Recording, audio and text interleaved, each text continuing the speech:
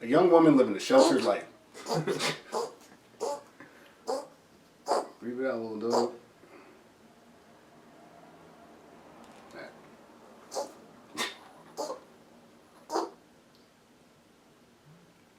A young woman living a sheltered life. A storm takes her on an adventure in a faraway land. She meets some new friends along the way. Can they all get their dreams and find their way home? All this can only mean one thing. We're comparing The Wizard of Oz and The Wiz on this episode of Retro vs. Remake. And nobody beats it.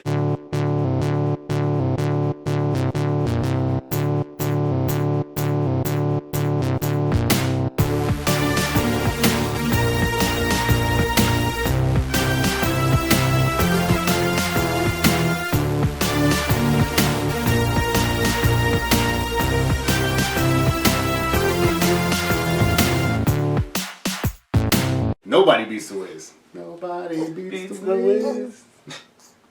I'm Reggie Parker. I'm Dan Farley. And here's another episode of Retro vs. Remake. Retro vs. Remake! This is a series where we watch original films, their remakes, and determine should this remake exist. Yes. Yes, we do. And in this case, this is the mother of all originals and remakes. This really is like... It really is the OG. The OG, Technicolor, Yes. original. I guess with that being said, we can break down... Let's break it down. Nobody beats The Wiz. Nobody. Nobody. Where I bought my first album, my first CD of Really? all time, yes. And nobody beats The Wiz. The Wiz, Radio Shack... Which, by the way, plenty of people beat it. Yeah, a lot of people That's beat why The it's Wiz. out of business. You don't go to The Wiz anymore. You sure don't. That's for sure. That was always my marketing plan when I was like 10 years old. I'm going to open a store called Nobody. And then Nobody Beats The Wiz. We sure fucking do. Holy shit. Alright. The Wizard of Oz, 1939. Starring Judy Garland, Frank Morgan, Ray Bolger, Burt Lauer, Jack Haley, Billy Burke, Margaret Hamilton, Charlie Grapewin, and apparently the Munchkins. The Munchkins. Yes, collectively. Wow. That's This is pre their work at Dunkin' Donuts. wild stuff. The film was directed by Victor Fleming. Written by Warner Bros. Pictures. Of course, it's an adaptation of Frank L. Baum's 1900 children's fantasy novel. Let's see. The Wiz. Isn't it L. Frank Baum? I think you might be right. I don't know. It is L. Frank Baum. L. Frank Baum. Yeah. I don't know what the hell I said. So. I don't, no, Frank L. Baum, which, same thing, whatever. That's fucking pretentious when you have the first initial. It's like me going by D. Patrick Farley. Yeah, that's... It's like, come on. It's ridiculous. Let's see. The Wiz 1978 is actually an American musical. Sure is. Starring Diana Ross, Michael Jackson, Nipsey Russell, Ted Ross, Lena Horne, Mabel King, Richard Pryor. It was directed by Sidney Lumet, screenplay by Joel Schumacher. Of course it was. And Motown Productions is all over this. Oh, all over this. Mr. Berry Gordy. And Steve, and what's his name? Quincy? Yeah, Quincy. Quincy Jones? Quincy.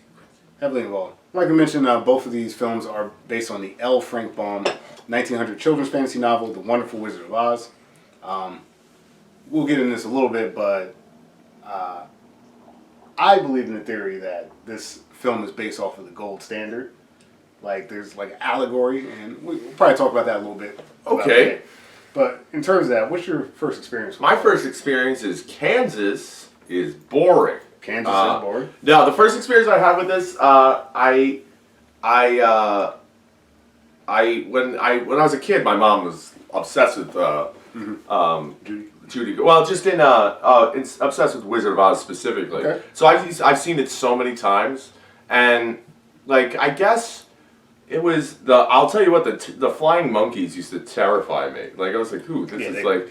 I mean, that's a demonic creature. If I was out here right now, I'd be grabbing something like we're beating that thing to death. Yeah, bring out the kendo stick. Yeah, that kendo stick in the corner. That's what I was looking at too. But so it's been like present in my life forever. Mm-hmm. I hadn't seen it in a while, although I've seen it so many times though, because my mom would always watch it. And I mean, just the songs like Somewhere Over the Rainbow, where you're out of the woods, you're out of the everything. There were so many that it's just been present throughout my whole life, and I've thought about it. And then throughout like remakes of everything, like it's come up, and then I don't think I was aware of The Wiz until later, like probably like I was like 14 or something like that, and I remember seeing. I can't remember the name of the thing in Epcot in Disney World. There was a 3D show with Michael Jackson. Oh, shit. And I don't remember what it was called. I'm blanking and it's annoying me. And then through that it was like, what is this thing? Like I was a big Michael Jackson fan. As we've discussed in my life, there are two of the greatest performers ever in the history of the world. One, Bruce Springsteen? no. Okay. Young Michael Jackson. Young Michael Jackson. Okay. Until like the age of 14. Sure. And then James Brown. Yeah. James Brown is number one. You're right. He's the greatest performer I've ever seen. And then Moonwalker came out and all that stuff, and I was like, what the fuck, Joe Pesci? And then someone was like, yeah, you gotta watch The Wiz. And I was like, the what? And then I watched The Wiz, and I was like, holy shit. And that might be the first time that, like, I was introduced to all, like, I didn't get most of it as a kid, like Barry Gordy and all that stuff, and I didn't understand the perfection of casting Richard Pryor as the wizard. Right. Where you're like, oh my god. Right. Which is the first time he also had his iconic mustache is in that movie. That's amazing. And that was probably, so I was probably like 14, 15 when I saw that, and I was blown away. And I think my dad put me onto it because he was it was a big Broadway show. Yeah, it was a huge Broadway show. Yeah, I think the Lion was the same guy. Like he was in the Broadway. You could tell that guy. Yeah. Like an actor. Yeah, an actor. And you could see him with his voice. Like, he had such a boisterous voice. He was doing it for a stage and not, like, the sound stage. For sure. Yeah. For sure. Yeah. What about you? I mean, for me, we're looking at some of my DVDs I have downstairs. I have nothing to play them on. But when I was younger, I had The Wizard of Oz on one of those VHSs. With, like, a bunch of cartoons. The Wizard of Oz, I think Winnie the Pooh was on there. Maybe even Dumbo, something like that. Dumbo, that depressing ass movie. So I've watched The Wizard of Oz. I mean, I've got to imagine hundreds of times. Yeah, I have to say. It's actually pretty preposterous. And I actually, of course, rewatched it again for this. And it was like, all right, I've seen this so much, I almost didn't have to watch it. And then the same thing with The Wiz. Like, even though I'm a person of color, I wasn't really aware of, like, the film. Like, I had seen, like, different... What color are you? Color. Egg color. Yeah, I'm colorblind. I don't know. I don't see. It's what kept me out of the Air Force, actually. Yeah, that's true. It's a shame. Yeah. Go ahead. But no, like I never really watched the film except for this. Of course I was aware of it, but like I've seen people do like different stage productions and stuff like The Wiz. Yeah. It was obviously like this was on the tail end of like the blaxploitation films. These little cats, man. Yeah, there's little cats at our feet, little kittens, and one of them he's coughing. Yeah, and it's kind of adorable. He might be dying, but it's pretty cute. Could be. But yeah, like The Wiz, of course, like you said, Michael Jackson, totally aware of it. Yeah. Like this all-star cast. It's a classic black film. At the time, it flopped. Yeah, it flopped. Yeah, it flopped. I don't know how. That's like one of those, like, how does this flop? Like, Motown was enormous, and then you had two of the biggest stars that came out of Motown. Like, granted it's pre-Thriller, but still, like, it's Diana Ross, it's post-Supremes, Yeah, but then, I guess there's also the part, but blaxploitation was so big, but... Yeah, but this wasn't blaxploitation. No, it wasn't. It wasn't. Like... It's not like today, like we were just talking about the Black Panther downstairs. Like, all right, that may be a film starring a lot of black people, but like it's a widely marketed film. Like, I think maybe this was so like specifically black that maybe that held it back. I don't know, but like it almost makes no sense. Yeah, it doesn't. Oh, I also had another remembrance of The Wizard of Oz. Is that I completely forgot about this story until right when we were just talking. Was that when I must have been like 16, 17. I got some job working with, like, it was like a summer camp, but it was for kids. Okay. And it was they were putting on a play, and they needed someone to be the wizard, and I was the wizard. Yeah. And their take on it was that the wizard kept doing magic tricks throughout the whole thing, and they wanted me specifically, like, I had to twirl around a cane. I had to learn how to twirl a cane really fast and do, like, all the kinds of tricks with the cane. And specifically to have your fingers, like, explode when you snap your fingers, Yeah. like that puff in the smoke. Yeah. And I was like, yeah, just take this. They gave me the stuff I had to do. They're like, just play with it at home. And I was like, what the fuck? Yeah. And I remember I was watching my younger brother, and he must have been, if I was 16, he was 12. Sure. And so and I was looking at the directions how to do it. I was like, this doesn't seem safe. Yeah. Like, it's literally like gunpowder that you're making a spark with. And he was like, fuck it, let me try. And he like reached in and did it, snapped his fingers so fast, his whole hand caught on fire. Holy His shit. thumb had a blister the size of like a golf ball. It was insane. Hey, stage production for kids. Yeah, shit for kids. And I just went back, I went back the next day, like, yeah, I'm not doing that. Mm-hmm. So I guess you could find another wizard or something, but Yeah. I'm not doing that shit. Yeah. Wow. That was, oh man. That's so ridiculous. Yeah. That was good times. The synopsis I'm basically just going to do from Yeah, you can do scrap. it. It's the same synopsis. Seen it 100 times. I guess the only difference is the age difference between our two Dorothys, Yeah. which we'll talk about. Yeah. But basically, there's a young woman who, she lives a sheltered life, and people in her life think that maybe it's time for her to grow up, Yeah. make some changes. That causes her distress, and while sort of leaving her home, a storm occurs, and this storm takes her into a magical faraway land. The land of Oz. Along the way in Oz, she accidentally kills a wicked witch, Yes. which then freed people. Yes. It's a liberation story Yep. somehow. She was Django. Yep. The good witch told her, hey, if you want answers, there's a good witch. Yeah. If you want answers, you got to go to the Emerald City. And There's two good witches. there are. Yeah. There are two good witches. Yeah. Too evil, too good. Go ahead. I'm sorry. No, it's a solid. No. That's a solid point. Yeah. Actually, there are elements of the new film that are actually more in line with the book. Yeah, as that's it were. that one in Wild. particular. Wild. Yeah. Dorothy, her dog Toto, they follow a yellow brick road where they meet a series of people. I guess they're people. A scarecrow who has no brains, a tin man who doesn't have a heart, and a lion who has no courage. Along the way, maybe they display elements of that. Find their way to Emerald City where they're tasked with killing the Wicked Witch of the West. Put a hit out on her. Yep, the Wiz put a hit out on her. The Good Witch put a hit out on her. They do battle. I don't even know if it's a battle. They encounter this Wicked Witch. On the journey, things happen. They go back to the wizard, and maybe they learn along the way that some of these things that they thought they didn't have, they had all along. It's like that James Dean saying. Mm-hmm. Look out, that guy's coming at me. Oh no! Oh no! No, it's the journey, not the destination. That's right. That's right.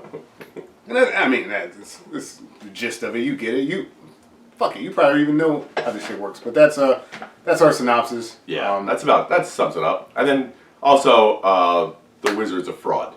The wizard's a fraud. Big time. Yeah. If someone says they're a wizard, believe it.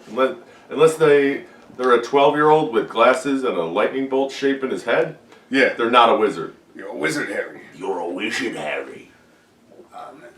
Rest in peace. Rest in peace to Hagrid, yeah. True story. Yeah. What are you guys doing? Actually, I also wanted to shout out to Oz the Great and Powerful, James Franco. Actually, I did that flick. I love the play Wicked too. I'm a big fan.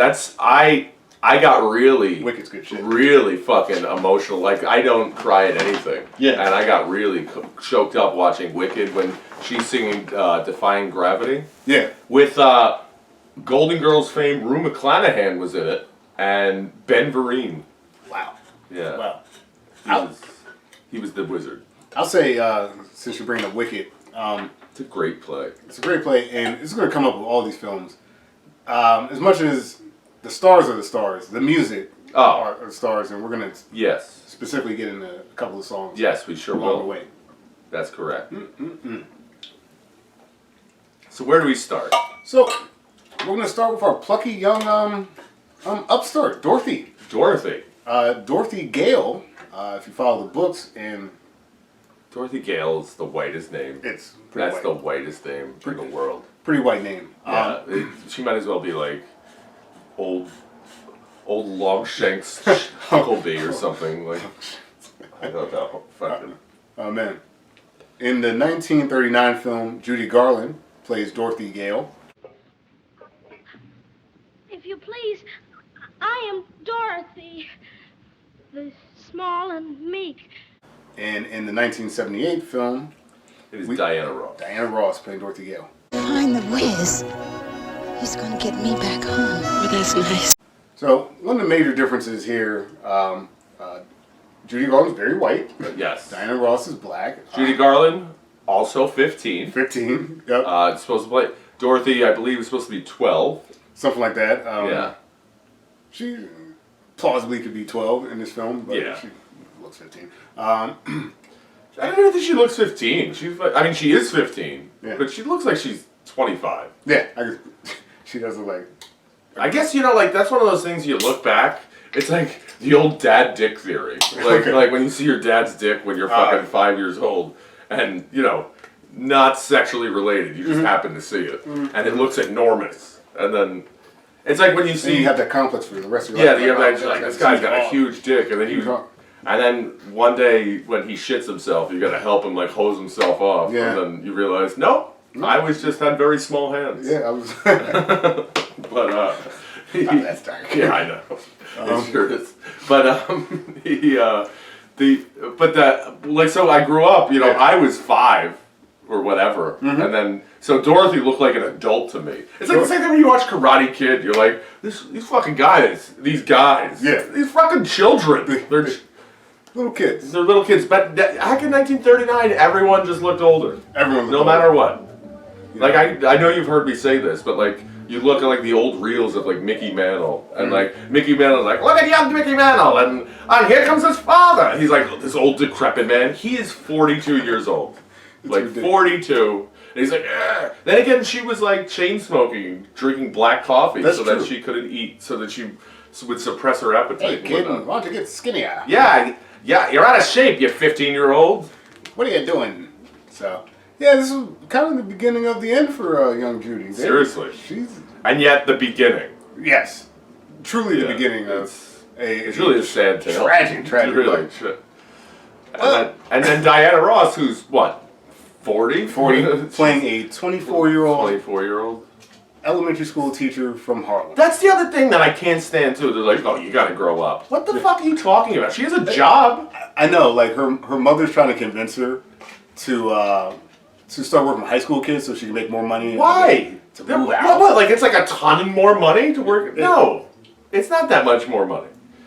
And I would. That's a great point. Yeah, Like, and this is when Harlem was Harlem. it was Harlem. Like this is way before Bill Clinton moved in. It's like there's this running theme for Diana Ross's character where like her mother's like, oh, you've never been south of 125th Street, and it's like, yeah, it's the 70s. Yeah, it's the 70s. I wouldn't go either. This is where we are. Yeah, it's like, I don't know what they do down there, yeah. but Rap is right around the corner, though.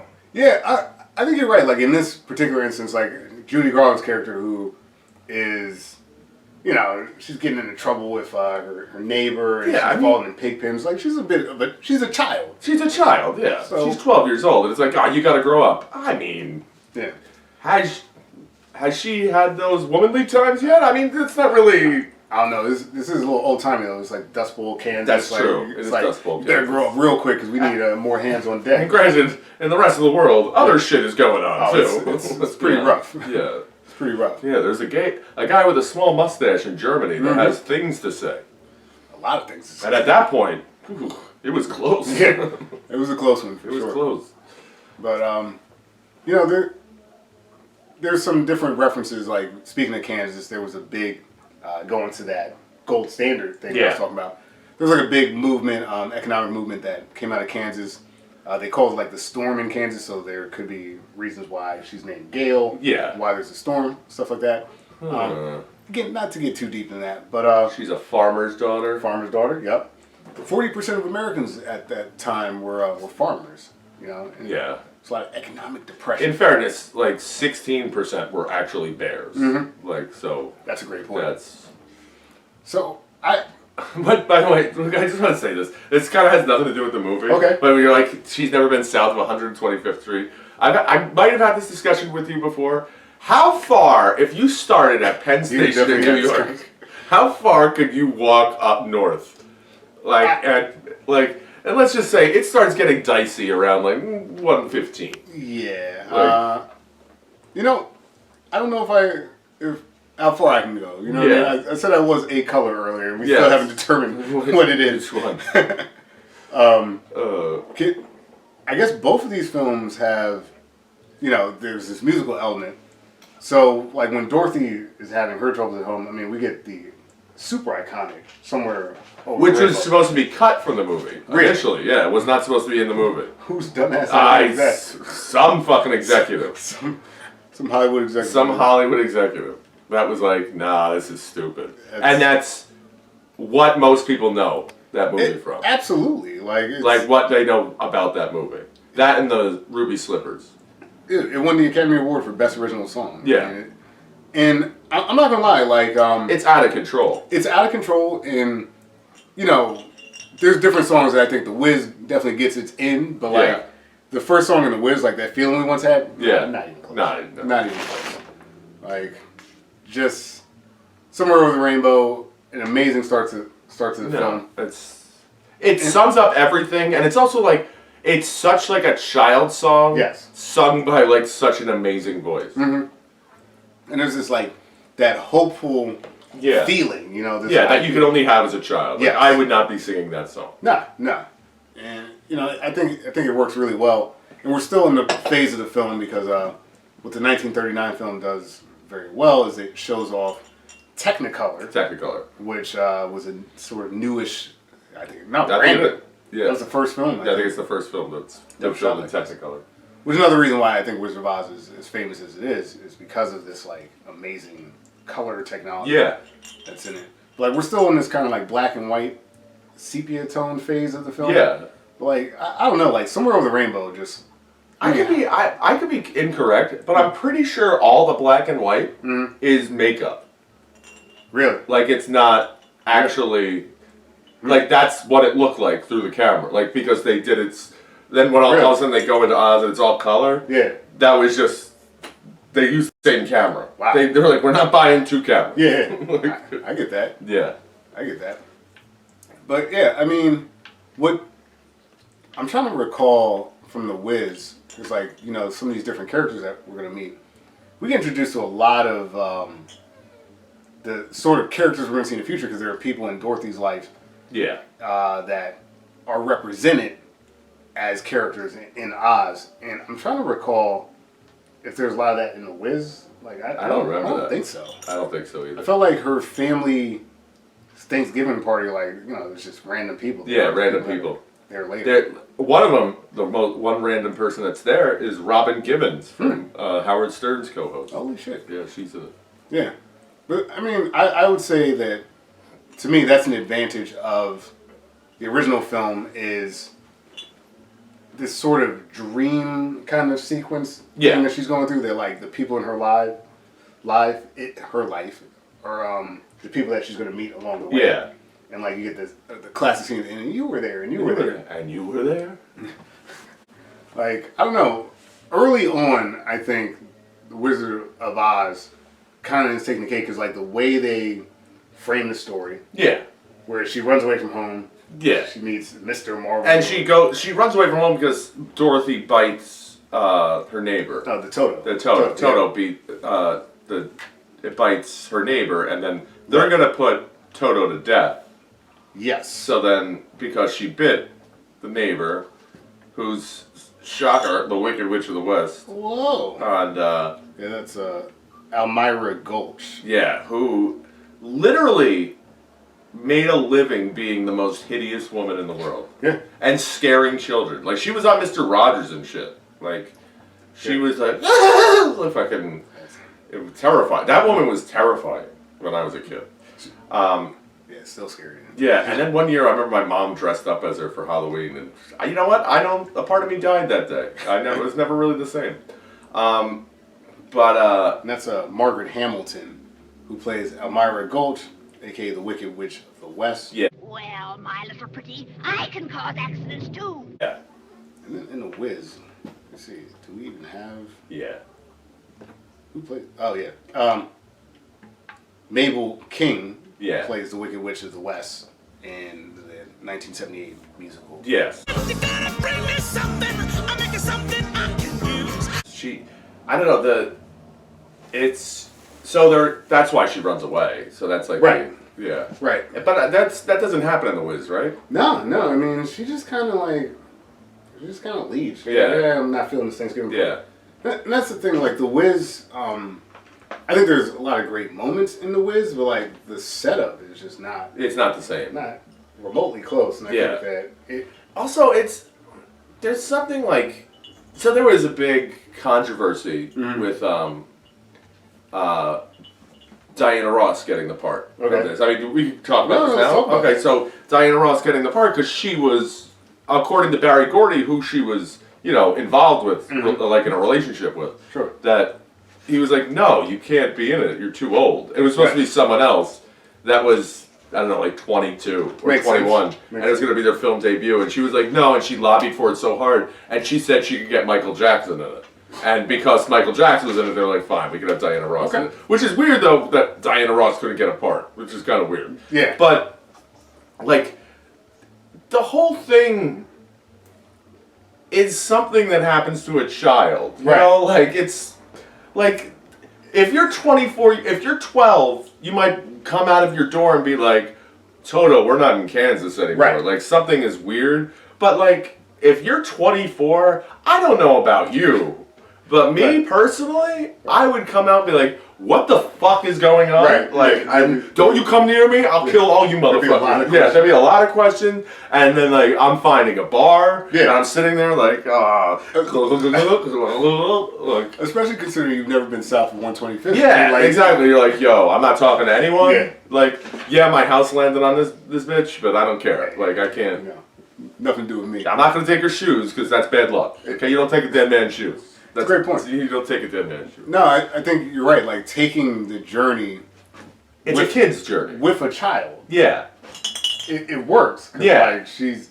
The wonder. And, like, you would... Like, if you're a kid... I've seen my nephew's 3. I see him wander around my basement.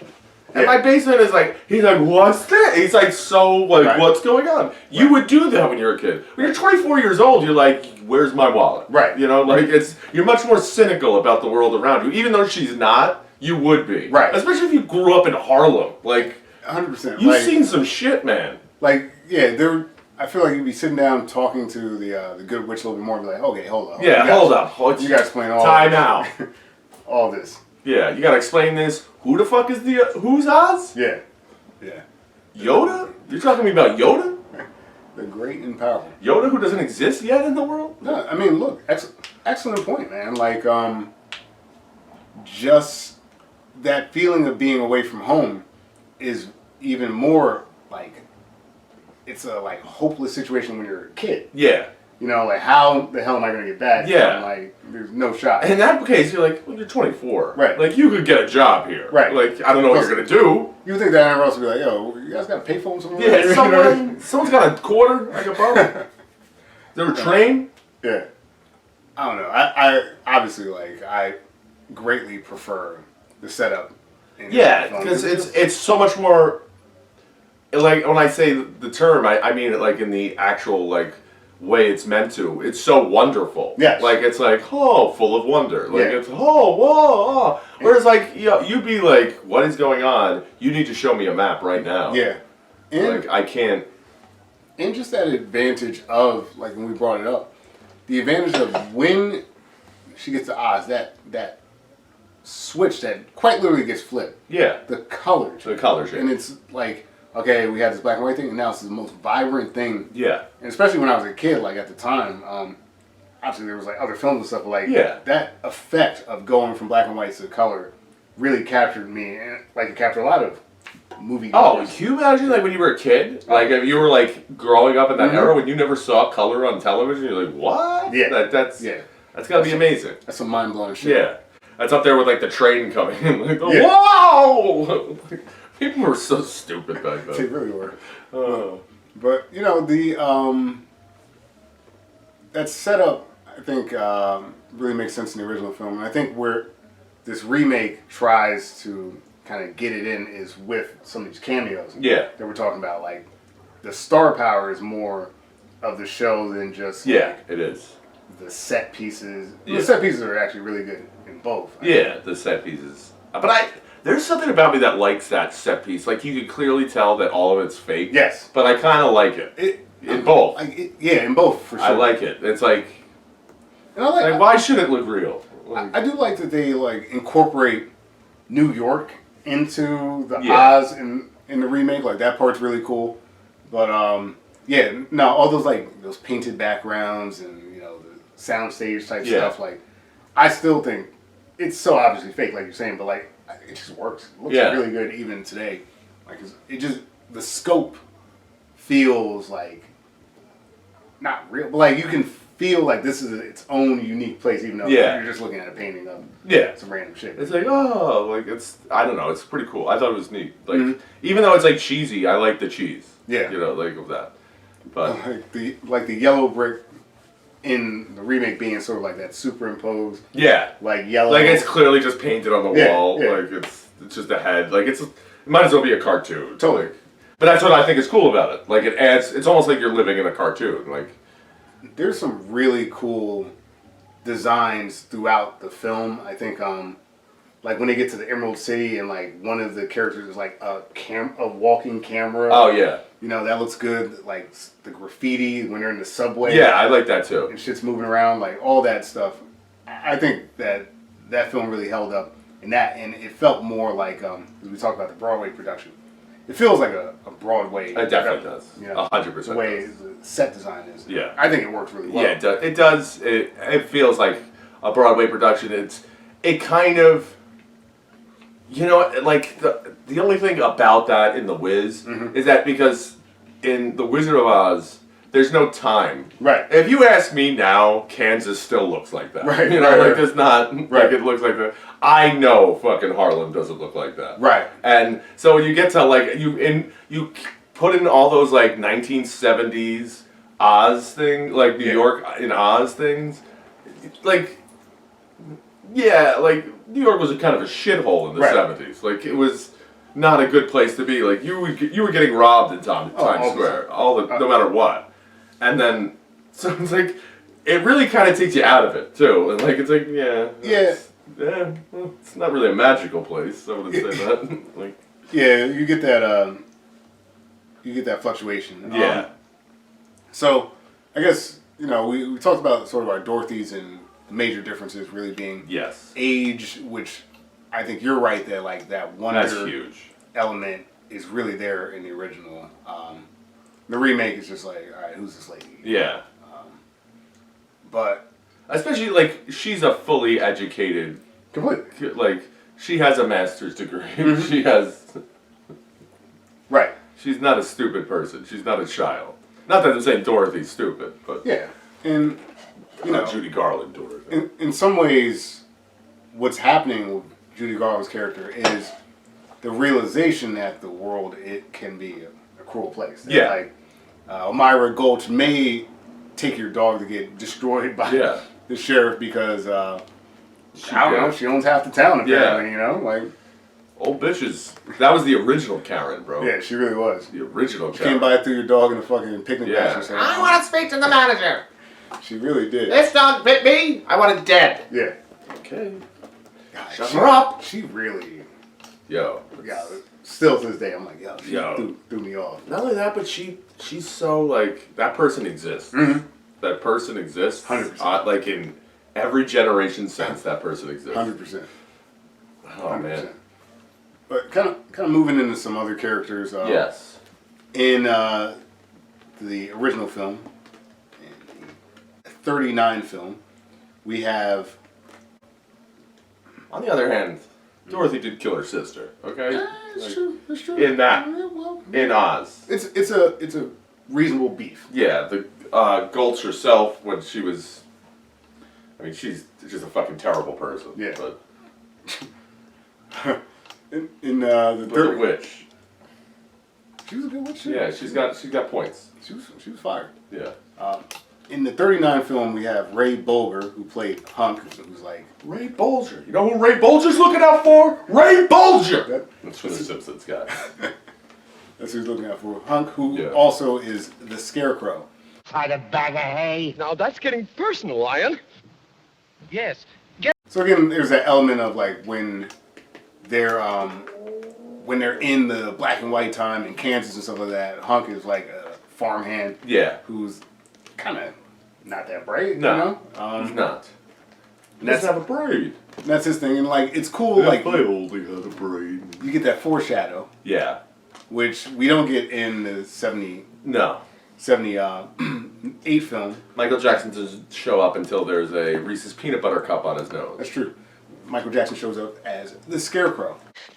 You mean all this time the only thing standing between hanging up there and living it up down here were those crows? So you get these whole like almost like Dumbo-esque like Jim Crows basically, Yes. who sing the song "You Can't Win" with Michael Jackson, and like I like his Scarecrow a lot because he is actually smart. Yeah. Like he quotes Confucius and stuff like that at times, Yeah. and you know the only reason he thinks he's dumb is because he's being told Yeah. he's dumb.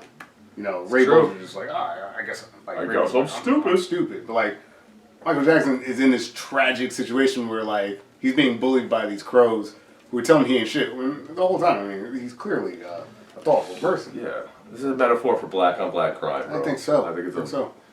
I also think that like the music, like you said, the champions here, the music starts getting good. Oh, it starts getting This is great. when it starts It's- getting fucking it's good. Like, yeah. And that like if I only had a brain is That and you know what that song wasn't supposed to be for him. It was supposed to, I think that was supposed to be like the Munchkins singing it or something like Really? that. And then he was like, or it was cut out of the play. And then they were like, well, we have Michael Jackson. Right. Like he's singing the goddamn song. we're gonna have him sing this song. Yeah.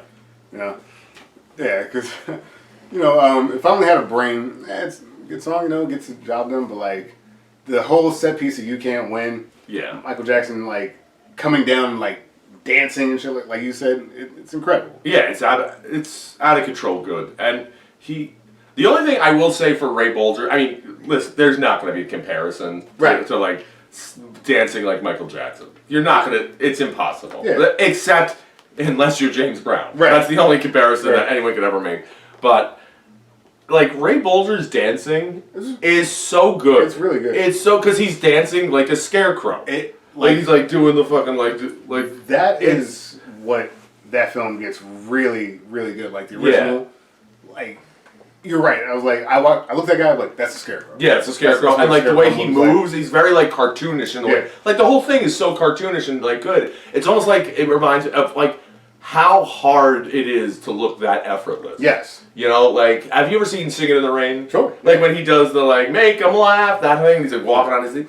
That is Yeah. by Donald O'Connor. It's like the most phenomenal thing. Like those, I think of it in the same vein of like him like coming back and like walking forward. The way they do the whole thing, it's amazing. That's a great point. Like Singing in the Rain, just like all the different sequences in that song, where like he's hanging off like the lamp, Yeah. the street, Yeah, lights the and street stuff light, like that. yeah. Like that. That's such an iconic scene. Oh. But no, like Ray holds his own in terms, like you're saying, his personification of the Scarecrow, because I'll give him credit, like he's playing Hunk, who's Yeah. like a human, and then he gets this opportunity to play someone That's a Hunk-like. Is But Hunk a nickname? I think it's definitely a nickname. I hope so. I really. His hope parents could have been that lazy. They- He's like, look at this hunk of baby. so. It's a baby. There's a baby. I like taters. But, you know, as good as Ray Bolger is, I mean, obviously Michael Jackson, and You Can't Win is a fun song, Yeah. but Ease on Down the Road is, in my opinion, like, when I think of The Wiz, that's like Yeah, the song that that's comes to mind. me too. So, like, Somewhere Over the Rainbow, like, Dorothy has that, and this is what you're talking about, like that star power. Yeah. As good as Diana Ross is, like the songs that are memorable in this film happen to be Michael Jackson. Oh yeah, it's a Michael Jackson Michael Jackson with Diana Ross Yeah. as your backup. It's like It's really not gonna. You're not gonna admit like done by Barry Gordy Yeah. and fucking and Quincy Jones like producing it. Like it's gonna be good. yeah, because the equivalent obviously Follow the Yellow Brick Road, classic song. Yeah, but it's simple. It's like again though, like it all comes back to like a much. The Wiz is just a mature movie. Like it's a much follow the Yellow Brick Road, follow like that's a kid's song. Right. The whole thing is a kid's song. Like Somewhere Over the Rainbow is not a kid's song. Right. But like Ding Dong, the witch is dead. Like kids would love that song. We represent. They love it. No, I the think, little kicks. man, they said little people back. Yeah, did they? But they fucking gave him a job. That's true. Although the dog made more than they did. Wow. Like by a lot too. Well, that's Toto though. Yeah, that's Toto. It's classic. Did his own stunts. There's no stunts. I'll get into those labor laws later as soon as we bring up someone else. Yeah. There's- But even Michael Jackson, obviously being Michael Jackson, like his scarecrow dancing is yeah. very good. No, it's very I good. mean, Of course it is. It's just what else was he gonna it's be? Michael Jackson. Like he's never gonna be like he really wasn't giving it. Right. Like Now, what a get, just getting Michael Jackson. Michael That's Jackson. so good. He's so good. Yeah, I mean that's literally all I gotta say about Michael Yeah, Jackson.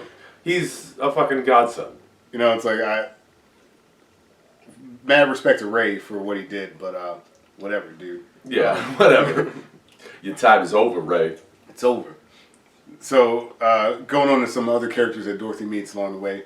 In the 39 film, we've got Jack Haley, Yep. who plays Hickory in the past, and he's also the Tin Man. My goodness, I can talk again. Oh my. Hickory is the best name in the world. great. That was It's a solid. Hickory. And Yeah, he plays the Tin Man. in the remake, Nipsey Russell. Nipsey Russell. Looks my razor sharp wit and my irresistible attraction to the wrong women. plays Also, a great name, Nipsey. That sounds like such a 1920s baseball player. Like Nipsey Russell to the plate. Nipsey Russell's coming to the plate. Yeah, as they throw peanuts at him because black people aren't allowed to play in this league. Now, wait, I'm trying to remember the. So this is what I was going to talk the about. Tin Man. So like the whole oil can thing. Yeah, with the oil can. I have a great picture on my phone of it's Dorothy and the Scarecrow oiling up a Terminator instead of the Tin Man. That's really. But which I kept thinking about just the Tin Man being a Terminator. They're speaking of child labor laws in general. Mm-hmm. There was a different person cast and filmed like 2/3 of the movie Okay. as the Tin Man, and had to be hospitalized because they were using real tin Okay. and lead paint Oh, to paint Jesus. paint everything. He was inhaling it. And he had like tin and aluminum and all kinds of lead in his lungs. That's not And good. went to the doctor and was like, literally like sick for years. And then while he was in the hospital, they were like, "Okay, you gonna get out and be on set?" He's like, "I can't." And they said, "Okay, you're fired, and you owe us the money." And never got paid to be in the Wow. movie. And then they recast that guy. So they gave him lead poisoning. Lead and poisoning. Said, "Go fuck yourself." And because they used real fucking. That's a mess. Talk about a different world. And people were like, "Oh, I do my own stunts." That motherfucker. Yeah, no, and I didn't got get anything. Got kicked off. And then like blackballed throughout Hollywood too because Wow. this fucking sissy. Wow. Like, I'm trying to remember If I Only Had a Heart. I feel like that song's real scuff. Like it's not. It's nothing to write home. It's one of the weaker ones because like It's like okay. If I Only Had a Brain, got that in Yeah. my head and got it down. Yeah. The heart thing, I don't really recall. No. Like good Tin Man dancing. Yeah. I it's mean, real squeaky shit like that. so what does the Tin Man they're like woodsmen that just chop shit down. Yeah. In that gold. That axe never came into play too. That's like No, I know. it was like the reverse Chekhov gun. It's really Like you're introducing this axe. You're not gonna kill someone with this fucking axe. These goddamn flying monkeys are everywhere. It would have been helpful. Yo, how great would that be? If we fucking made this movie, bro, we gotta be like fucking chopping down flying monkeys. Yeah. You know a wing's coming off, and we're eating that wing. No question. Yeah, buffalo sauce and shit on it. Now, Nipsey Russell, I like how kind of like debaucherous his tone is. You know, he's like, yeah, that's my old lady over there, and I'm just gonna slide out of here. Yeah, let's get the fuck out of here. Just a lot of character. Oh yeah, I like that too. This Like one, he's the most New York character. Yes, he is. He really is. No question about that. Like his songs are, if I could feel, because like like he's so heartless. He's like, I just do all this bad shit, and I just don't. Yeah. I don't care. Yeah. It's like I'm just a real piece of shit. I'm just gonna walk you right in. He's like, I'm gonna ditch my old lady. I Yeah. don't give a fuck. Yep. It wasn't not the best message to send. No, it wasn't the best message, but it was really fun. And, it was fun. I agree. And I think that this particular set piece, with the old amusement park and him being kind of like everyone in there, like the New York vibe of everybody, minus Michael Jackson. Yeah. Just everyone's kind of like a little scammy. Yeah, it's everyone's. You can definitely tell, like it's the New York of like I'm gonna rob you. Yeah. Like I'm gonna try and get over on you somehow. It's not like, hey, come on into the Disney store. Right. Like it's none of that shit. Like you people don't know what New York was like. It was not fun. Yeah. Like it was. It's like honestly, if yet it was kind of fun. Like you were saying, if we made this film like. The entire film would just be like, I watch the cars. Like Oh, dude. If we Dorothy also would have slippers by the end of the movie. And they definitely do. Or they'd be like pawned. They'd have pawned the slippers. But they also those slippers were much more like the book. Yes. Too. Yeah. Her slippers. The silver slippers. The silver slippers. In the book, they're silver. They're not ruby. So, but they wanted Technicolor, so they became ruby. Right. But they had also if. In that amusement park, you better believe the Warriors are showing up if we were making this movie. The Warriors. Gring, gring, gring. Yeah. I mean, that was just fun. And then, like, he got two songs. He got the If I Only Had a Heart, or I mean, If I Could Feel. Yeah. Then he had Slide Some Wool, which was another fun. Yo, they're all great. They're so much better. Yeah. It's so much fun. Once they get their footing, which I think happens...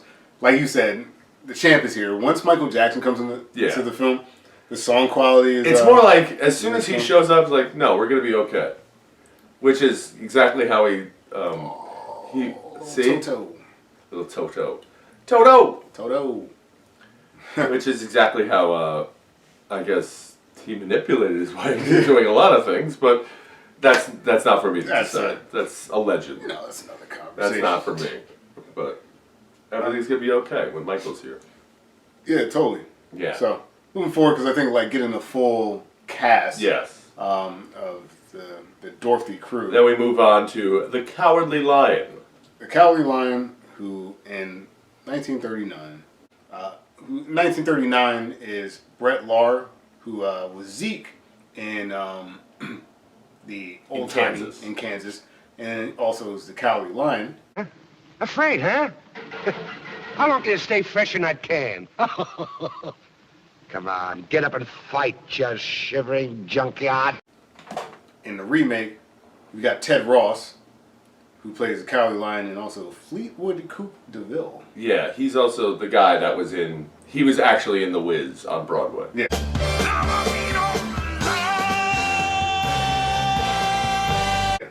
Yeah. Tony Award winner. I think like similar energy from both characters. Like, I got it too. Yeah, once you say that, it's like I got to give credit to the to Bert. Yeah, I do. Because it's like he invented it. Yeah, he's this like regal, not quite, but like this like proper lion who is trying exactly, who's trying to like show strength. Yeah, but it's all bluster and shit like that. Yeah, it's all. I think Ted Ross like really leans into it. Like, he's very good at it. But yeah, Bert, Bert, Bert Lara. His it's just such a fucking iconic character. Yeah, it is with the curls and everything. And the bows and shit. And also he was also one of America's first spokesmen. Yeah. Yeah, for Lay's potato chips. Yeah, that's great. And also, apparently, a bastard to his children. Yeah. Like, he used to beat the shit out of them and was not an enjoyable man to be around. Mm-hmm. But... good-ass line, though. Good-ass line. He was not cowardly to them. No, he was not. Yes. Anyway. Like, again, similar portrayals, but going back to this sort of New York-y veneer of the Wiz. Like, when the Cowardly Lion gets... So, in the original film, like, when they kind of get off their journey, because, like, the Wicked Witch, like, traps them in a poppy field. Not this film. Which, by the way, did not realize until much later in my life, they're drugged from heroin. Yeah, heroin out. Yeah. And the only thing that saved them was cocaine. Yeah. Sweet cocaine. Yep, that's like it does in real life, kids. That's the allegory that I'm selling now. That's exactly what it is. Hey, man. If you're down on heroin, just have some coke and perk right up. Yeah. Meanwhile, like, again, speaking about how this film is not about, like, a child's journey, in the remake, like, instead of a poppy field, it's prostitutes. Love it. Just love like, it. Just... Why not? I know. I love it. Why not? I love it. I think it's great. Why not? They take them to the red light district of Oz. Yeah, of Oz.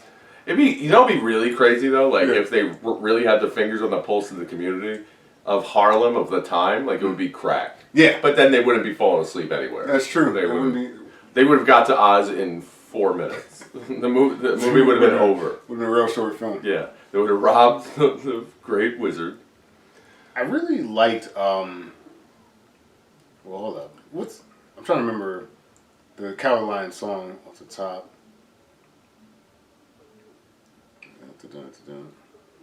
Oh, Finally Had the Nerve. Yeah. That was pretty good. Yeah, it's pretty good.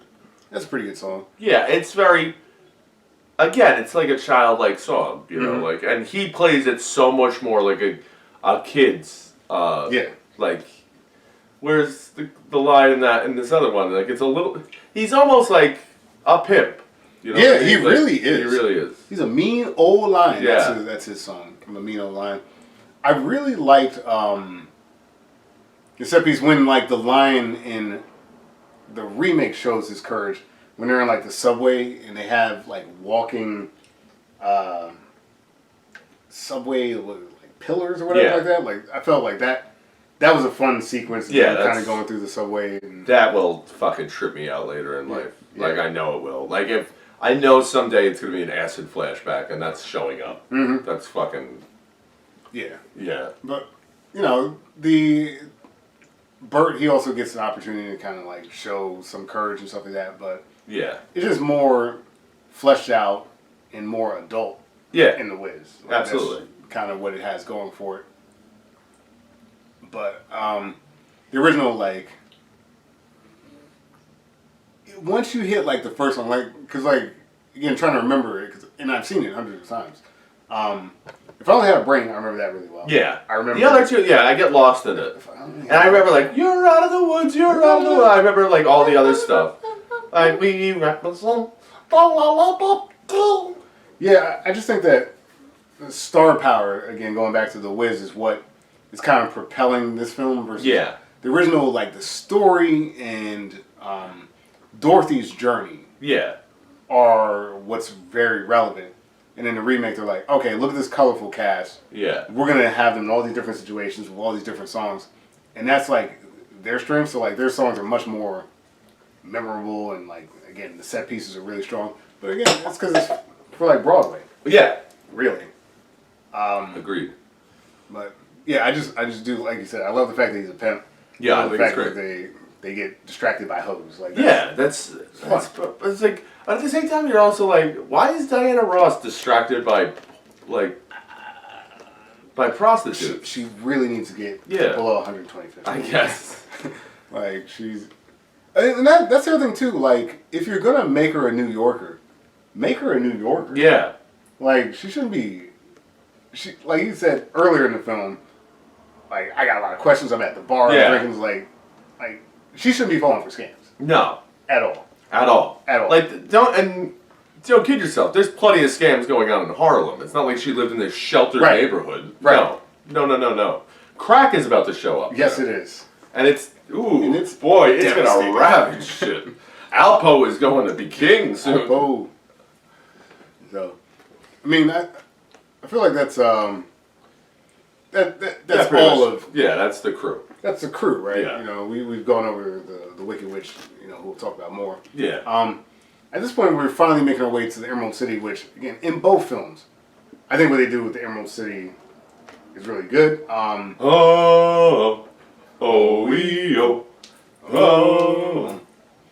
Like the Emerald City in the original felt like really fantastic. Again, that wonder word comes out to me, like just the shift from everything else you've seen to this like city is really amazing. In the remake, I found again the sort of the stage production really good. Like this almost like Soul Train thing they're doing with the cameras. And it's a little cheesy, but like the color changes. And like now the color is red. And like it's really fun, but I do think that the Emerald City in the original is more impressive in terms of. Oh yeah, but also it's. I mean, at the end of the day, like the Emerald City in The Wiz is New York still. Yeah, it's New York. Like it's red New York. That's the thing about the Wiz. So it's like okay, and not that New York's not a great place, but it's like a very real place. Yes. Like Emerald City is like, I don't know what are those skyscrapers? Like what are those things? Like I got questions. Yeah, it's like these big green stone buildings that are like enormous and they're not like anything of this earth. Like so. Totally. So it's like the wonderment of that, and then it's just beyond unique. So it's absolutely yeah. And just to get these characters in, we didn't talk about it too much, but what kind of helps start the journey in both films. In the original film, Auntie M. Well, Auntie M, but I was going to say Billy Burke, who plays Glinda, the Good Witch. The Good Witch. That was her sister, the Wicked Witch of the East. This is the Wicked Witch of the West. She's worse than the other one was. In the 39 film. And in the remake, Lena Horne, another star. Lena Horne is so fucking hot, by the way. Yeah, she really is.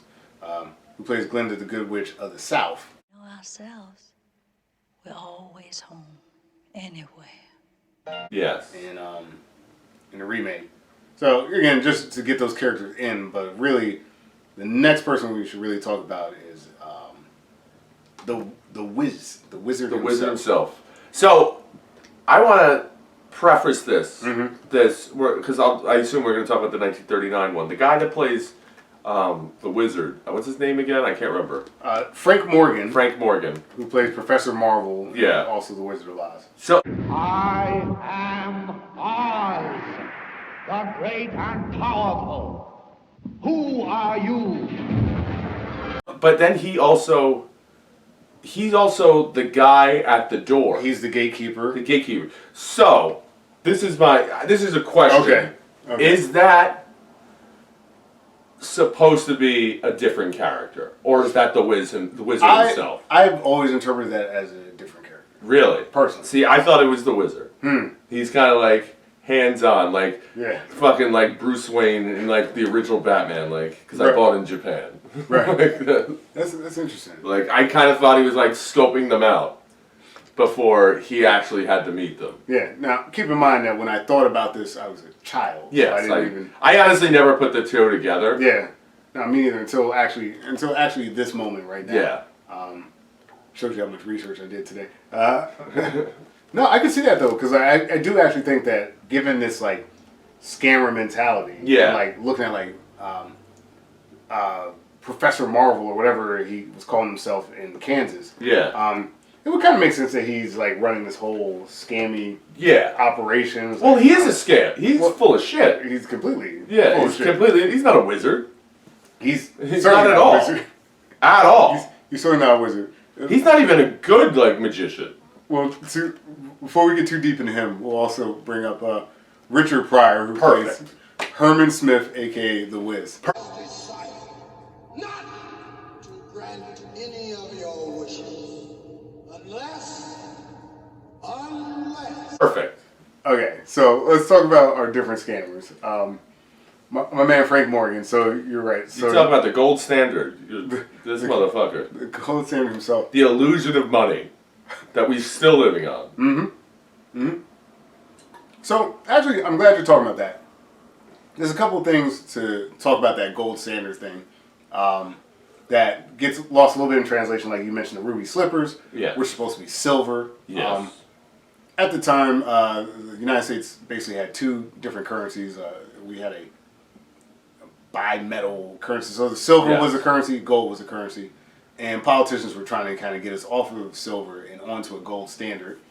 And this book, The Wizard of Oz, could be an allegory about that. Yes. Which is why the yellow brick road in the book, which is supposed to represent gold, is actually it's kind of fucked up. There's like a bunch of like potholes. And it's all messed up and dilapidated. The silver shoes, like when the witch is like, give me the silver slippers, and the good witch is like, don't give that up.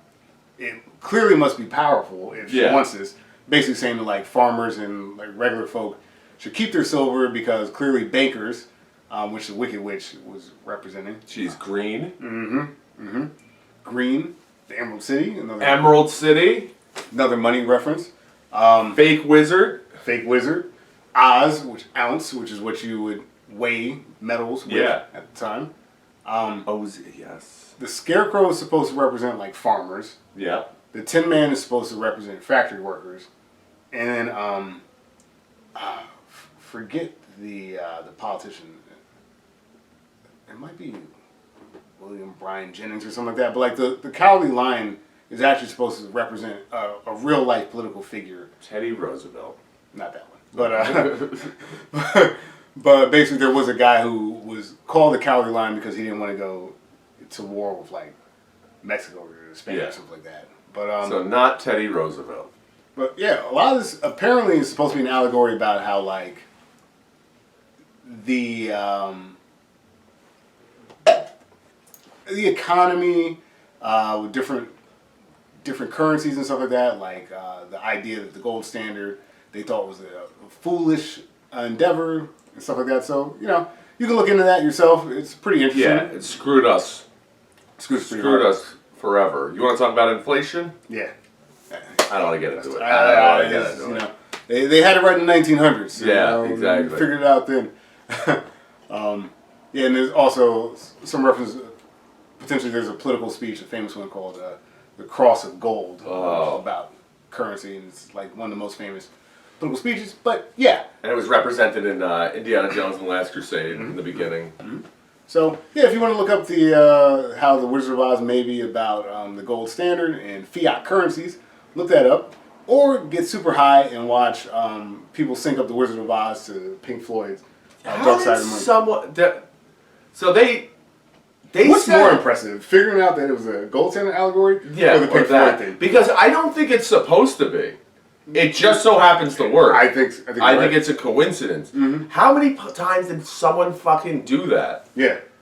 Like I've done that on like a smaller scale. Like your brain will make connections. Like I'll play a song while I'm watching something. Like, oh shit, this kind of works. Yeah, but how high are you? Like when you're doing that? Yeah, it's like oh man. Like how are you simultaneously like jamming out to Dark Side of the Moon, and you're like, I'm gonna start the Wizard of Oz at the same time, and it works perfectly from the Lion to it's great. It's absurd. Like the whole thing is, I don't know. Yeah, and it's not like that cheesy thing where it's like it kind of works. It's like it works perfectly. It works. Like there's like the to bring this down to like the Emily Dickinson way, like you Mhm. could do every one of her poems to the theme of Gilligan's Island. Wow. Or Amazing Grace. Every one of them, because that's the way she wrote them, like in those bits. Because because it goes with Amazing Grace, and whoever wrote Sorry. and it's the same beats. Yeah. Because she wrote it to sound like Amazing Grace, like to that theme. Interesting. And but the Dark Side of the Moon is just a freak. Fucking Yeah. That's weird. But, that's also, again, part of why Wizard of Oz is enduring like this. Yes. Is that there are all these allegories to the gold standard. There's the Pink Floyd thing. There's the Technicolor. Yeah. There's the Judy Garland's Tragic Life. There's the Munchkin who killed himself. Yeah. Wow. Did you see that? No, I didn't. Oh, you never heard that? So there was the theory is that when they're singing the "You're out of the woods, you're out of the woods," then they're walking towards. Song, by the way. You could see in the back, like one of the Munchkin actors. Mm-hmm. He climbs up and tries to like hang himself, and he like falls down, and then he climbs back up, and then he kills himself, hangs himself in the background, like you could see him swinging. Wow. And they say that it was a bird. Okay. Like one of the bird pieces, like things that were like as a bird. It doesn't fucking look like a bird. Yeah. Okay, like I think that, and then now it's kind of like cut out of it. Yeah. But it's I don't know. It kind of looks like a guy killed himself. I gotta look that one up. I don't know. I gotta look that one up. Yeah, it doesn't. It's I don't know. They since debunked it, saying no, but I could also see them not telling you the truth on that one. That's all I'm saying. Like, I don't know if I necessarily believe it, but it kind of looks like a guy killed himself. Totally. Frank Morgan as our Wizard of Oz. Like, Yes. First of all, I think he's perfect. Yes. Like, Well, that's a horse of a different color. Come on in. Just him fucking with the bells and whistles. Yeah. Like, no, don't mind that man behind the curtain. No, don't go near. There was it's also the guy. So this is a fun tidbit that that his jacket that he's wearing. Yeah. They got it for the movie from a secondhand store. Okay. So they put it on, and he was looking through it, and inside it was like it was embroidered F.L. Baum, L. Frank Baum. Yeah. It was actually L. Frank Baum's jacket. Wow. And they didn't get it specifically for it. They just happened to get it. That's amazing. Yeah. That's amazing. See? It's a magical film, man. Exactly. But he's great. He's and amazing. he does a great job of like being full of shit. Confidently full of shit. Yep. Whereas like Richard Pryor is like panicking full of shit. Totally. Yeah. Yeah. The Richard Pryor I love Richard backstory is just so funny. Like, yeah. This Herman Smith or whatever was like, he's a failed politician. Yeah. It's like, well, what are you gonna do? He basically just took off. It was like I could rule these people. Like, it's a fun character. yeah, he's great, Richard Pryor. I wish I gave him a little bit more to do. I know, me too. Yeah. So, like I wish they got to him earlier, or he was just there. Yeah. Yeah. The whole time, because he's just too funny. He's too good. He's so good. But he's also like the Oz in the 1939 one. He's just it's so weird, like because he's so full of shit. Yeah. But it's also like I don't know, like it's like comforting. Yeah. No. Like he's good at. You can see why he's the wizard. Right. Like whereas like Richard Pryor, you're kind of like, how did anyone believe this? Like. Even like his villain turn, because he's not really a villain. He's not really a villain, but he's also not like he's just not omnipotent. Yeah, like when he's kind of shitty, he's like not gonna help them, and like his turn feels like you said, it is comforting. It's like my bad guys. Listen, old Gil over here. Old Gil. And it gives him the heart with the like the brain and here's a diploma. Here's a diploma. Apparently, again, in the gold standard allegory, he was supposed to represent politicians as well, generally, because, of course, a politician would promise you a bunch of shit that you already had. Yeah. Which is pretty funny. We'll make America great again. Well, how? Yeah. What? Don't think too hard about that. Yeah. Anyway. don't know. Like again, Richard Pryor. It's amazing casting. Obviously, it's great, but again, Frank Morgan just had. I think between Professor Marvel, which is already a fun character, and then coming back as the Wiz, like he just had so much more to do. Yeah, I was gonna say, who? Okay, no, we don't have to talk about that. I'll wait. I'll wait to ask you this question. Okay, but go ahead. No. So, and then Richard Pryor, he was just too good to be wasted on. Yeah, but I honestly think he was too wasted to be in it that much. To be honest, probably. This is the height of Richard Pryor being Richard Pryor. Good point. Like he is a fucking gentleman. Good point. Yeah. But yeah, I think I really do wish I got more of that sort of like bells and whistles. Yeah, like, this is I like that way that is with the kind of like the steampunk thing that they got going on there. Yeah. Like I think that's a cool like the old time. It's like of course it would. Like he doesn't have like engineers and fucking like all that stuff. And then they kill the Wicked Witch. Yep. And by pouring water on her, and she melts. Unless you a fan of Wicked, and then you know that it was just a scam. Nice. For her to escape with the Scarecrow. Good shit. Good shit. And then yeah. And basically the same thing in The Wiz. I think so going back to the Wicked Witch, you know, who we already talked about a bit, but this sequence, right, like when Dorothy gets captured in the original, like you're saying, a lot of like terrifying things, especially for a kid. Like the hourglass is like, once this hourglass is up, you're fucking dead, bitch. That was creepy. The flying monkeys. Fly, my pretties. Super creepy. And just like your pretties. She really did. And it was just like having them like swarming around. Yeah, swarming around. Like badass. Even when she appears. Yeah. Like it's terrifying. Like she comes like comes out of nowhere. It really even is. in Munchkinland. It really is. I think and then lighting the Scarecrow on fire. Yeah. Like also I love fire, Scarecrow. Yeah, like that was such an intense moment where it's like, fuck you, I'm lighting you on fire. And yeah, like I will say that about the original film, even though it is like a sort of more child-oriented film. Like this Wicked Witch is wicked. Yeah, she's like, I don't give a fuck. Yeah, I'm lighting. I'm trying to kill you. And meant it too. Yeah, and meant it. Fuck this bitch. And was mad when people weren't dying. Yeah. You know? Versus there was a lot of camp in the remake with Mabel King's character, like the flying monkeys being like motorcycles. I didn't like that. Yeah, like what the like that's what's so terrifying. It's like a flying monkey. Yeah, I know. Like with like the spears and shit. Like throwing spears at Toto on his and after like us doing like Planet of the Apes, imagine those things like flying at you and shit. My God, like Jesus Christ. And they do damage. Like when they get a hold of the Scarecrow. Yeah, they rip him apart. It's fucked. Yeah.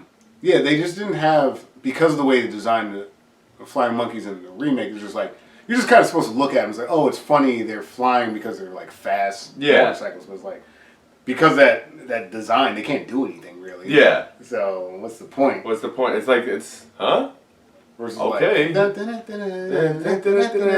Like you know it's on when that comes on. Still gets me to this day. Yeah, I used to do that every time when I was a bartender. With like the bar, whenever we were closing up, and my boss would want to leave, like because we were obviously going to do some wicked things after we left. Oh, you know it. Yeah, but that was the Wicked Witch, and it's so much more cartoonishly evil. So cartoonish in the remake, but it's almost like terrifying the way they do it. You know what I mean? Like it's. You mean in the original? In the original. Okay. Yeah. Yeah, like it's over the top, but it like deserving. But it's in contrast to over the top childish. My pretty and your little dog. Yeah, too. it's like classic. It's like yo, she's gonna kill the dog. She's not fucking around. Yeah, but again, because of the strength of the original, the fact that she kind of made good on that threat as a regular person. Yeah. Who's like, I'm taking your dog, I'm getting it destroyed. Like, this is just a continuation of that. Yes. In this sort of dreamy Oz sequence, and it works really well.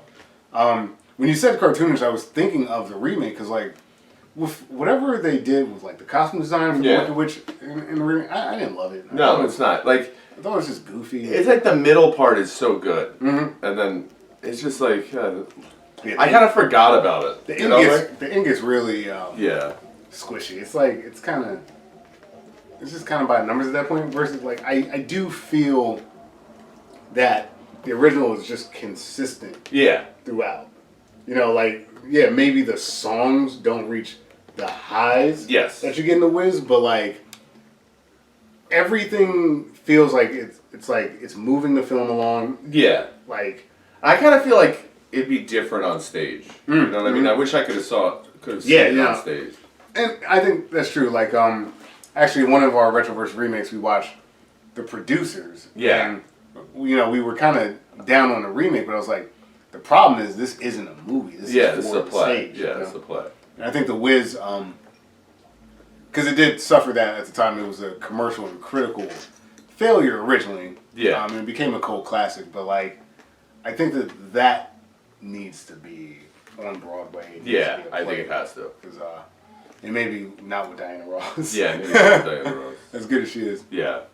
Because, you know, once the Wicked Witch is dead, kind of again, you know, the whole ding dong thing. Yeah.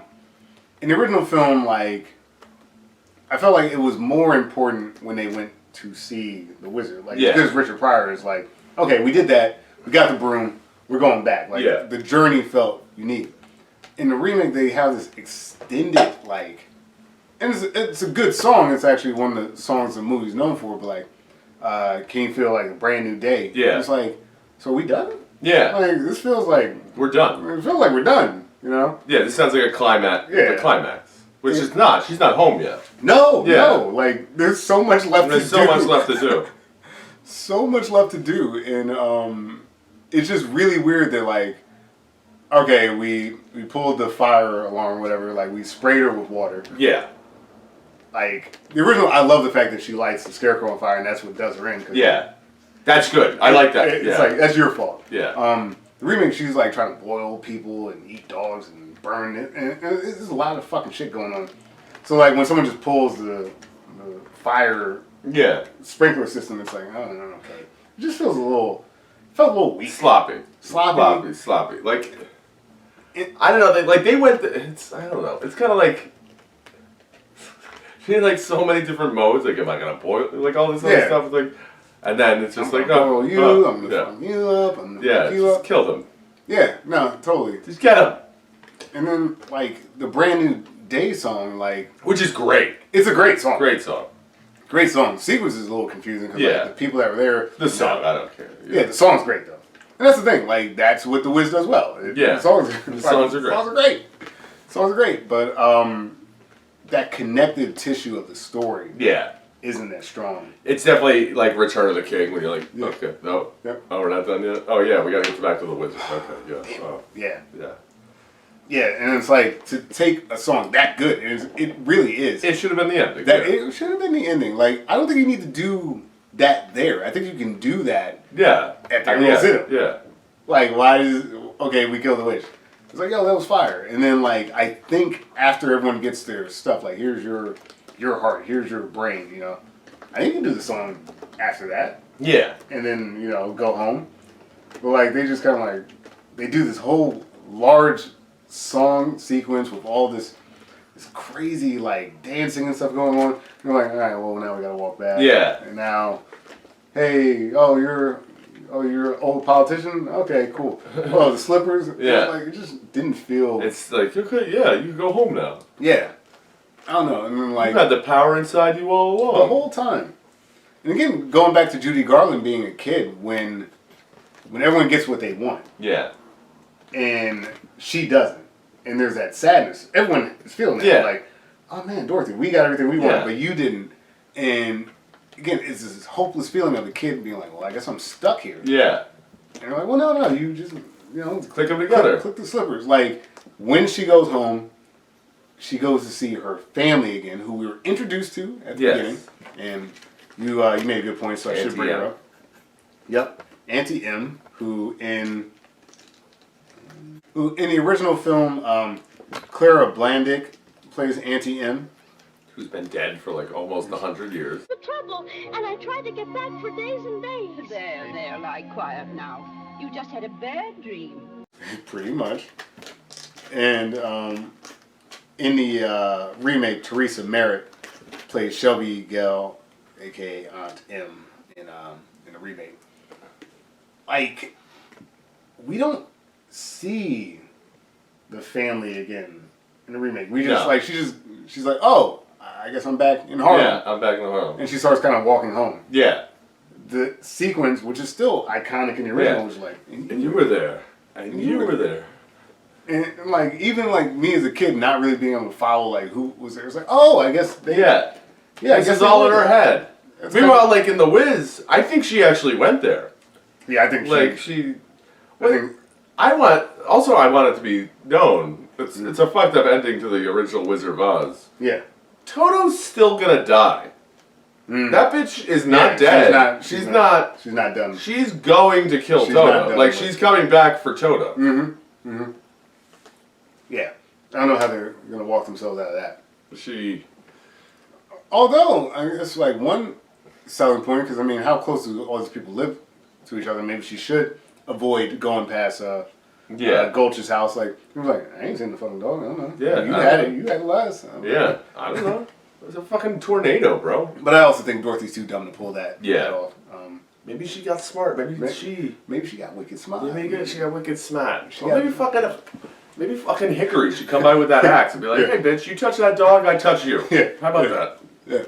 With that. I mean, people... Like, I'll chop off your goddamn nose. It didn't matter how much money she had. People went missing all the time. All the time. They don't give a fuck. In Kansas? Kansas. Yeah. Fucking Kansas? You bury someone in a cornfield? No one's gonna know. No one's finding you. Yeah, and plus you're like an 80-year-old bitch. Yeah. Like, they're not gonna miss you. Yeah, they could throw in the old pig pen. They won't find it. They'll fucking auction your shit off down at the fucking town square. Like, who wants this fucking... Yeah. It's like, yeah, thank God she's dead. Yeah. I don't know, just... Literally like the Munchkins. Like, thank God she's dead. Ding dong, the witch is dead. What happened to her? I don't know. Yeah. Probably Hickory killed her. I respect in both films just the fact that I don't need to know anything about the person. It's just like people are celebrating the deaths of random people. And you're like, all right, that's cool.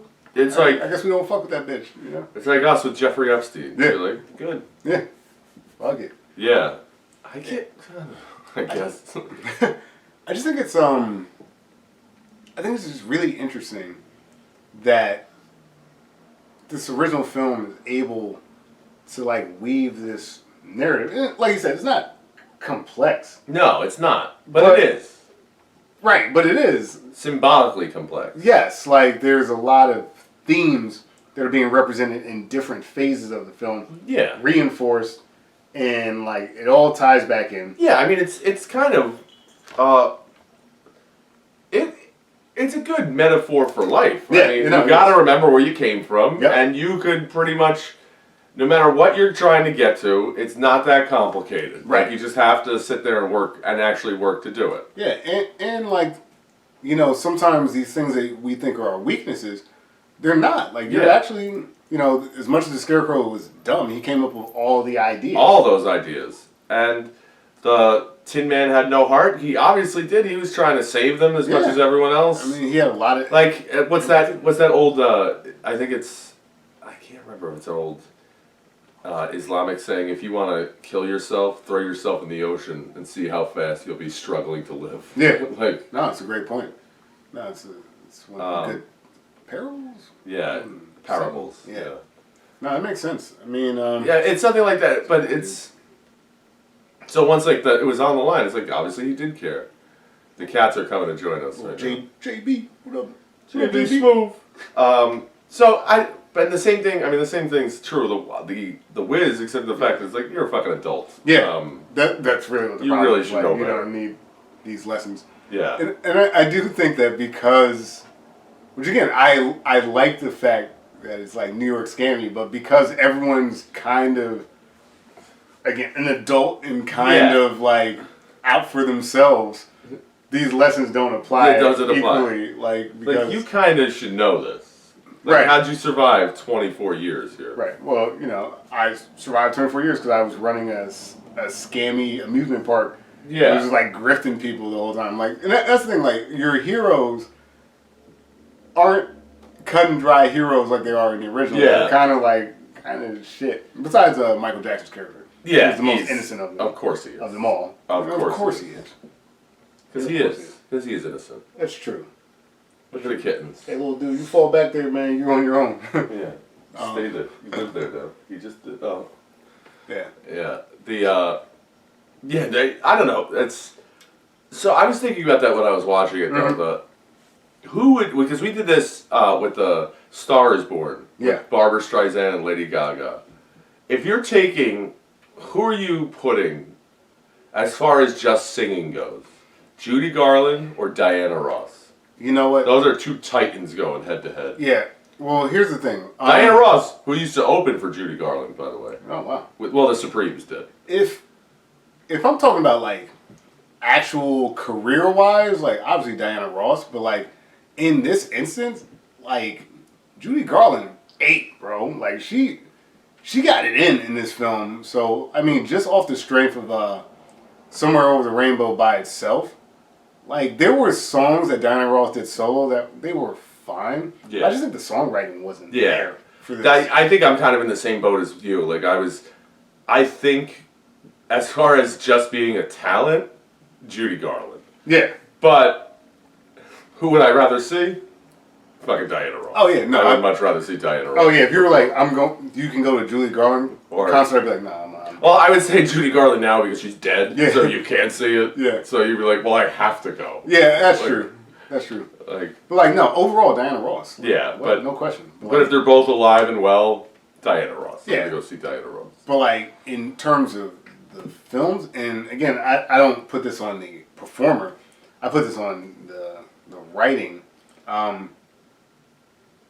Yeah, I think that's Somewhere it. Over the Rainbow is just. It's another part. It's crazy, and like Ease on Down the Road is fun, but like Yeah, it's fun. finally, that feels like Mike. Yeah, I generally think like the rest, the music in the remake is far better. Yeah. It's other than Somewhere Over the Rainbow because it's much more. It's much more mature. It's more, and it's like done by artists and not like goofy fucking actors. Yeah, like there's so much personality. Yeah, it's so much, and just like I don't know, like Nipsey soul. Russell, like, yeah, soul. It's like it's not written by like two Jewish guys on the piano. No, it's not. It's written by people who are like, oh, I know what hard times are. Motown Records guys. Yeah, Motown Records and like.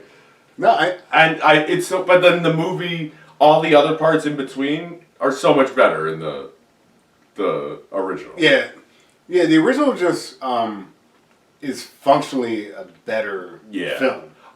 But when it's going to come down to the question, obviously now. Yeah. Should the remake exist?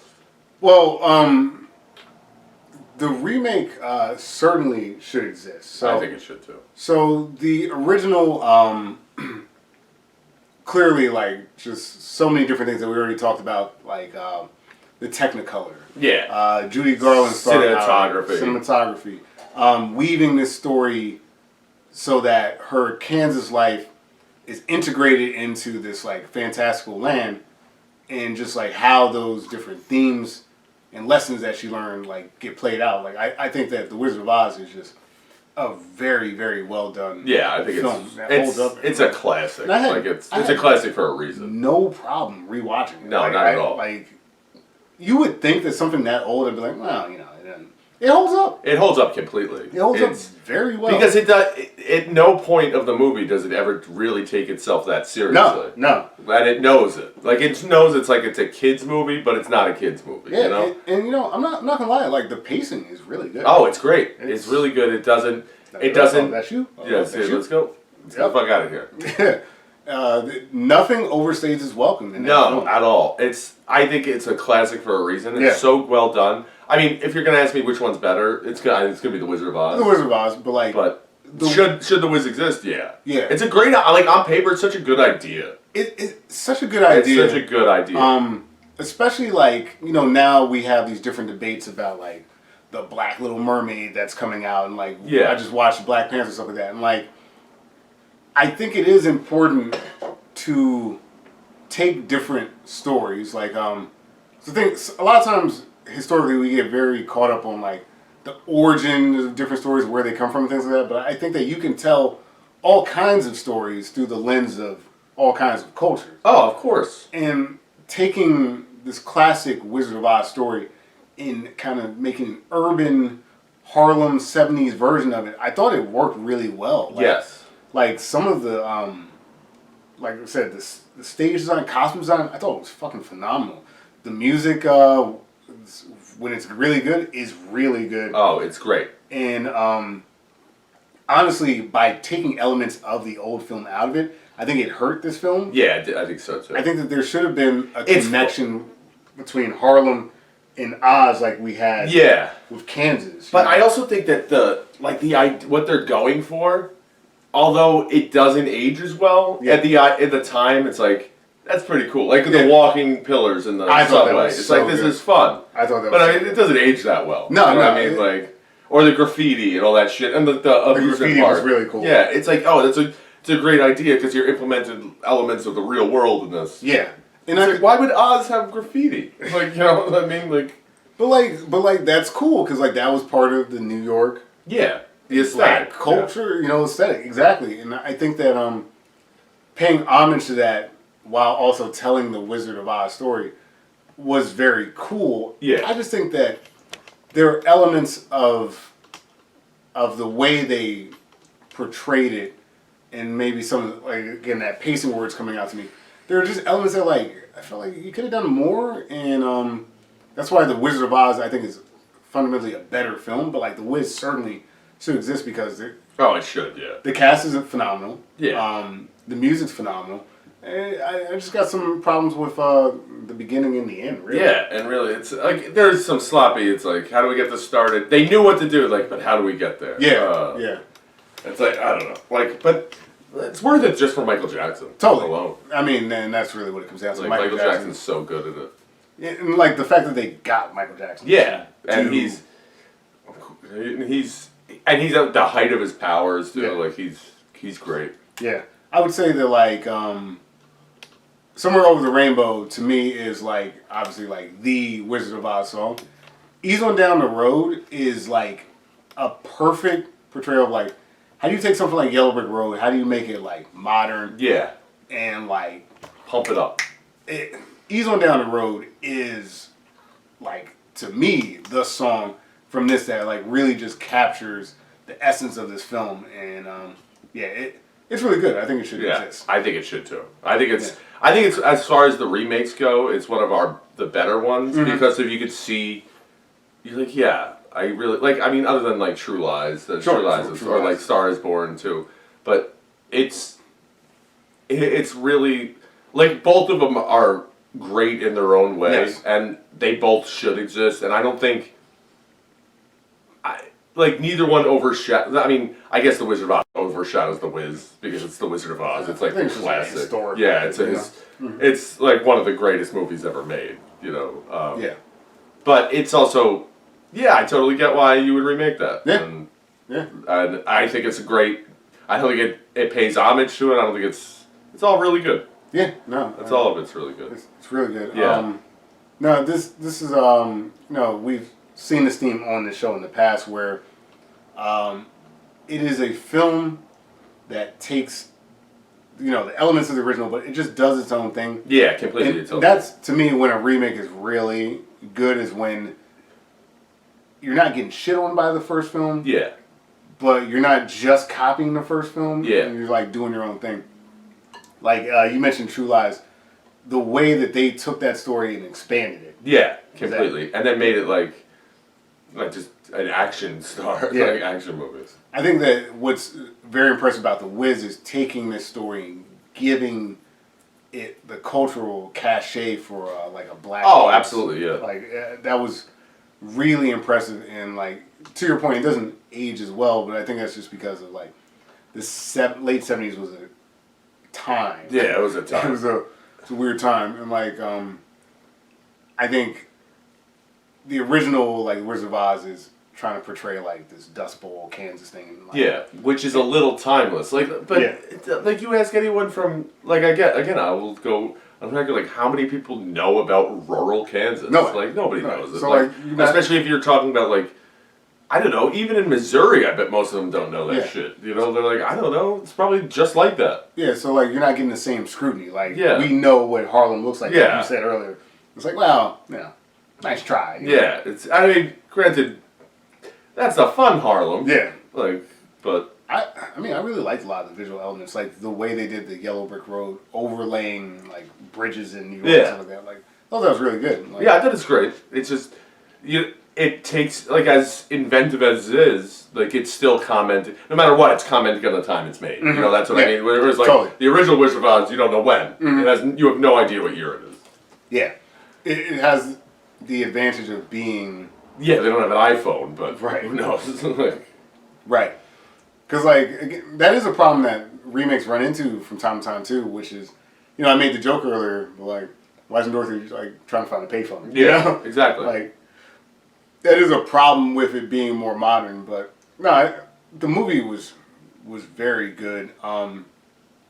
Most of my gripes are just kind of like really technical and but small. and also like the pacing of it. The pacing could have been better. And Michael Jackson's Reese's peanut butter cup nose. Yeah, it's wild. I didn't like that. It was like Raggedy Andy. Yeah.